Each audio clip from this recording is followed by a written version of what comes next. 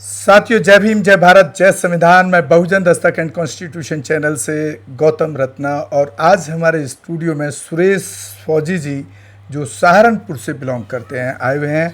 हमारे मेहमान हैं। बहुत बहुत स्वागत है सर हमारे चैनल पे आपका। बहुत बहुत धन्यवाद सर आपका। और साथियों, मैं थोड़ा सा उनका एक परिचय भी दे देता हूँ कि एक बहुत जब मैं उनसे भी ऑफ कैमरा जब बात हुई तो वाकई में उनका जो त्याग है, एक बड़ा त्याग किया उन्होंने। एक सरकारी नौकरी में रहते हुए, एज ए फौज में, आर्मी में रहते हुए उस नौकरी को छोड़ा उन्होंने, और जो समाज की, खास तौर से वंचित महिलाओं की जो पीड़ा है, उनके अंदर वो दर्द देखने को मिला। लालू प्रसाद यादव जी ने आखिर तो मतलब जो बहुजन समाज से आते हैं, चाहे तो मोहम्मद मेशराम रहे हो, चाहे बहन जी रही हो, ठीक है, या देश के जितने भी बड़े बड़े लीडर रहे हैं, चाहे वो किसी भी पार्टी में है, जिस समय दलित समाज के ऊपर अत्याचार होता है, उनमें से ना तो किसी का एक भी कमेंट आता है और ना ही वो कभी एक छत्र के नीचे आकर खड़े हो। आपने कभी नहीं देखा होगा ये विडंबना। जब हमारे बड़े बुजुर्ग, जिन्हें हम कहते हैं कि हमारे बड़े बुजुर्ग जो हमें शिक्षा देंगे, वही तो बच्चे आगे लेंगे ना। जब पार्टी में जो लोग एक्टिव रहे हैं, जब उन्हें आज तक ये बात नहीं दिखाई दी, तो उनसे नीचे जो आ रहे हैं उन लोगों के बात बीच में ये क्यों जाएगी। इसलिए मैंने आपसे वो बात किया था कि भाई इसका विकल्प तलाशना पड़ेगा, और इसका विकल्प तब तक नहीं निकलेगा जब तक देश का एक्टिविस्ट, देश का राजनीतिज्ञ या देश का पढ़ा लिखा नौजवान, उसमें चाहे महिला हो या पुरुष, यदि वो निस्वार्थ भाव से, जिसे समाज सेवा कहते हैं, वो समाज सेवा नहीं करेंगे, तब तक इसमें परिवर्तन नहीं होगा। समाज इससे भी ज़्यादा दिशाहीन होता चला जाएगा। निस्वार्थ के साथ साथ सर सुख सुविधाओं का जो भोग है ना, वो भी छोड़ना पड़ेगा। बस जिस समय बात निस्वार्थ भाव क्योंकि तो जब सारे ही आ जाते हैं। जिसको सुख सुविधाओं का लालच होगा ना, वो निस्वार्थ हो ही नहीं सकता। देखिए, क्योंकि सुख सुविधाएं, बड़ी सुख सुविधाओं के लिए आपको कहीं ना कहीं करप्शन करना पड़ेगा। यदि मैं आपको, वैसे मुझे व्यक्तिगत तौर पे वो बात कहनी नहीं चाहिए।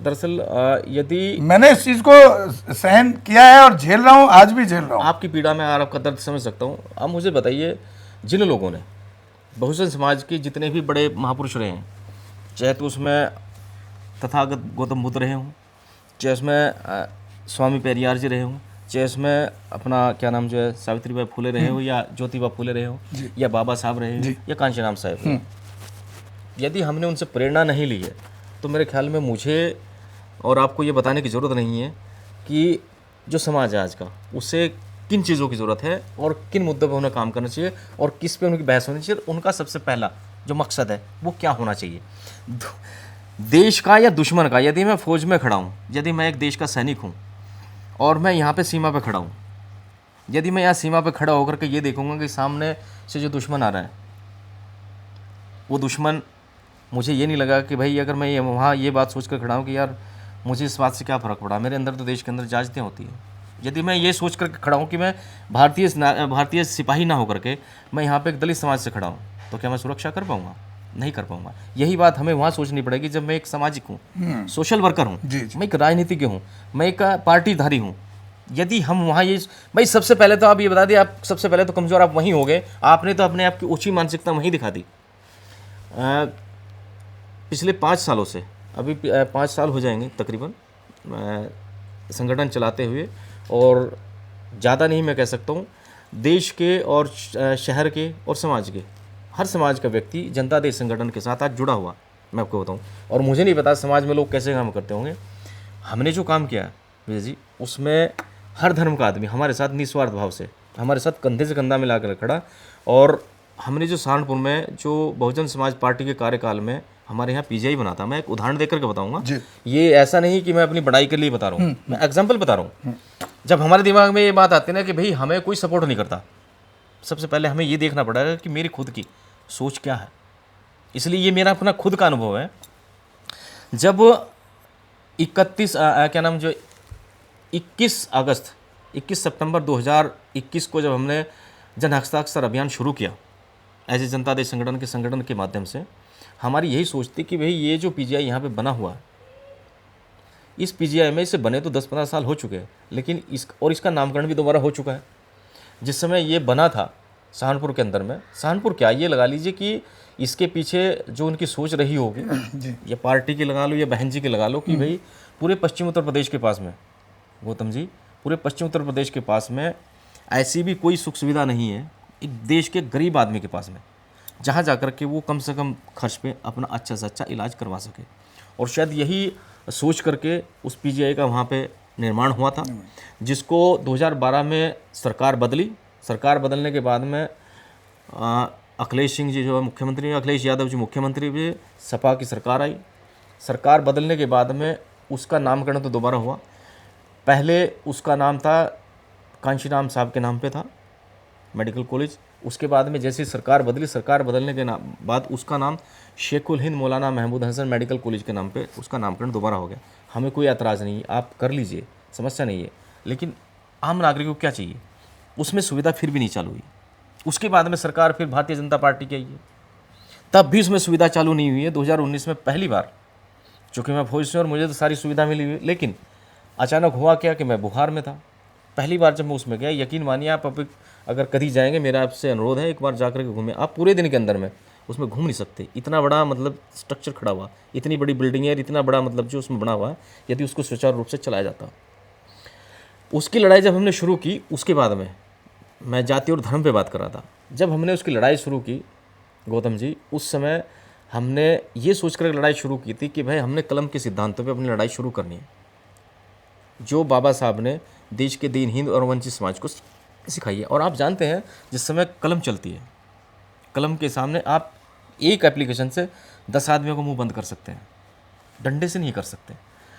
तो जब हमने जन हस्ताक्षर अभियान शुरू किया, हमने ज़िले के, सहारनपुर ज़िले के, आज तो मंडल है, सहारनपुर ज़िले के गांव दर गांव जाकर के हमने हज़ारों चिट्ठियाँ प्रधानमंत्री जी को और मुख्यमंत्री जी को भेजनी शुरू की, इंडिविजुअल के माध्यम से। हमने खुद नहीं, आम आदमी से चिट्ठी लिखी। भाई ये उसमें सीधा लिखा था हमने, मैं आपको उसका रिकॉर्ड भेज दूंगा। उसमें हमने सीधा लिखा था कि भाई यहाँ पे ये जो पीजीआई बना हुआ है, ये जो सरकारी अस्पताल बना हुआ है, इसमें इसकी इस स्तर की सुविधा नहीं है, और देश के पश्चिम उत्तर प्रदेश के या सहारनपुर के लोगों को किसी भी इमरजेंसी के लिए या तो बराड़ा जाना पड़ता है, या चंडीगढ़ जाना पड़ता है, या फिर ऋषिकेश जाना पड़ेगा, या दिल्ली जाना पड़ेगा। हमारा सरकार से, राज्य सरकार से और केंद्र सरकार से यही सवाल था कि जी उस स्तर के संस्थान जिले सहारनपुर के अंदर में उपलब्ध है, तो उसमें उस स्तर की सुविधा चालू क्यों नहीं हुई। इसमें हमें लड़ाई तो हमारी जारी रही, कंटिन्यू, लेकिन ये जन हस्ताक्षर अभियान हमारा कंटिन्यू 1 साल तक लगातार चला गौतम जी। और हर महीने की 25 तारीख हमारी फिक्स थी, चाहे मींह आए, आंधी आए, बारिश आए, छुट्टी आए, हमें इस बात से कोई सरोकार नहीं है। हर महीने की 25 तारीख को जिला सहारनपुर के धरना स्थल पर हमारा धरना होता था, और हम आदरणीय डीएम साहब के माध्यम से ज्ञापन सरकार को, केंद्र सरकार, राज्य सरकार को सौंपते थे।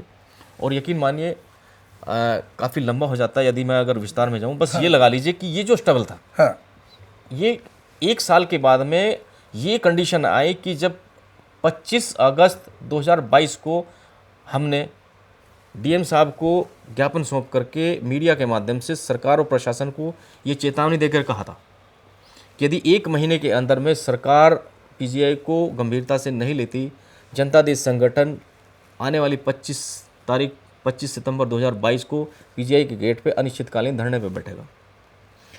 और ठीक वैसा ही हुआ। 1 महीना बाद हम पीजीआई के गेट पे थे, और प्रशासन को पता, प्रशासन को सरकार को सारा है, क्योंकि चिट्ठी लगातार जारी है। प्रशासन को गौतम जी धारा 144 लागू करनी पड़ी, मैं आपको बताऊं।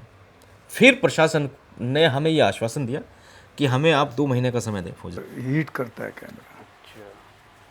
तो सर अल्टीमेटली अभी जो आपका वो पीजीआई हॉस्पिटल था सहारनपुर का, आपकी मेहनत और आपके संघर्ष से अभी सुचारू रूप से, बस ये मैं कह सकता हूँ सर कि जो हमने जो मतलब 3 साल उस पर मेहनत की है, सरकार ने उसे, प्रशासन ने इस लायक किया है कि सुचारू रूप से एक नॉर्मल हमें इलाज चाहिए होता है वो उसमें मिल रहा है। और हमने जो मेहनत शुरू की थी, मैं वो कहना चाह रहा था कि देखिए, जब हम निस्वार्थ भाव से हम समाज के लिए वाकई काम करते हैं, तो ऐसी बात नहीं, देर जरूर होती है लेकिन हमें उसमें सफलता मिलती है। और ये वही लोग होते हैं जो सामाजिक बीड़ा उठा करके हमारे साथ चलते हैं, जिसमें हमारे साथ में इस मुहिम में और इसमें न्याय दिलाने के लिए देश के, शहर के हर आदमी ने जाति और धर्म छोड़ करके, उससे ऊपर उठ करके संगठन को सपोर्ट किया और सफलता दिलाई है। ऐसी बात नहीं है।